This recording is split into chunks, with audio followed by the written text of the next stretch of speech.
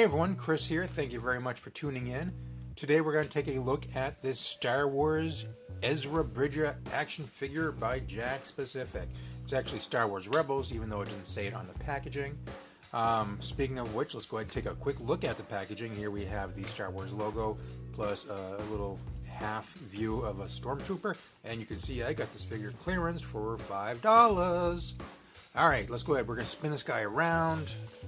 On the back of the packaging, we have a 3D rendering of the cartoon character Ezra Bridger. A little write-up about the character right here says Ezra is a street-smart thief, pickpocket, and small-time con artist with amazing reflexes who finds himself caught up in a growing rebellion against the tyranny of the Galactic Empire. Figure has 7 points of articulation. Here are other characters available in the series. You get a TIE Fighter pilot, as well as Kanan Jarrus. Alright, we're going to go ahead and open this up. We'll take a closer look at the actual figure itself. Okay, so I always like to double check the size of the figures. The packaging says Ezra is 18 inches tall. So let's go ahead and get the tape measure and double check. Might be a little bit difficult based on the angle of the camera, but this toy does come in fact, 18 inches tall.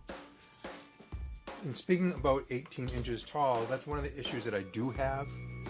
As much as I love my big figures, one of the issues I have is if they're all 18 inches tall, the characters don't necessarily scale well to each other. This one in particular, Ezra, is supposed to be a young teenager, and when put up next to his colleague Kanan, he's pretty much the same height, and it just does not scale well. In regards to accessories, Ezra does have his pistol in his hand. Now, I can't really tell for sure if it is molded to the hand or just glued into place, because there is some give here. You can see like the fingers appear to be separate, and there is some give. So I'm not sure if you keep on tugging, if you would break a glue seal and you'd be able to pull this out of his hand, or if that is in fact all part of one piece. We do know from like the Stormtroopers that their laser pistols are typically molded to the hands.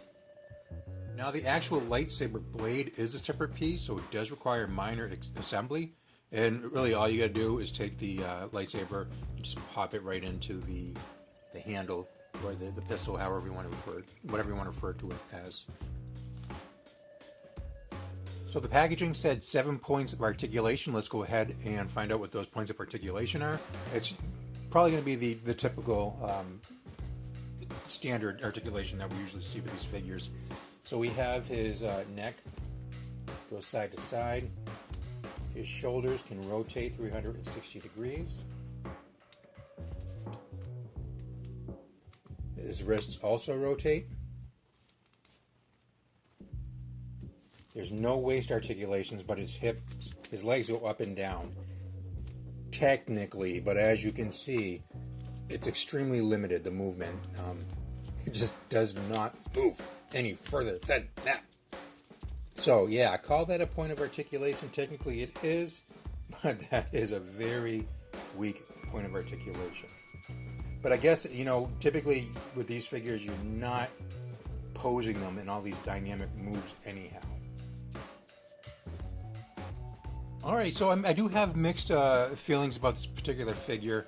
The design, he is spot on to how Ezra appeared in Star Wars Rebels Seasons 1 and 2. So that he got going for him. Sculpt is awesome. Looks exactly like the character from the show. Again, the issues I have with the scaling is, for this particular character, he's much too big. There's no scaling between characters with this toy line. And then my other gripe is with the articulation. Yes, you typically don't need a lot of articulation with these types of figures, but the fact that they call each one of these, each hip, a point of articulation is kind of lame, because as you can see, it really doesn't do anything for the toy itself. So there you have it. If you have any questions, please let me know. As always, I thank you for tuning in. Please comment, like, subscribe, and until next time, we'll talk to you later.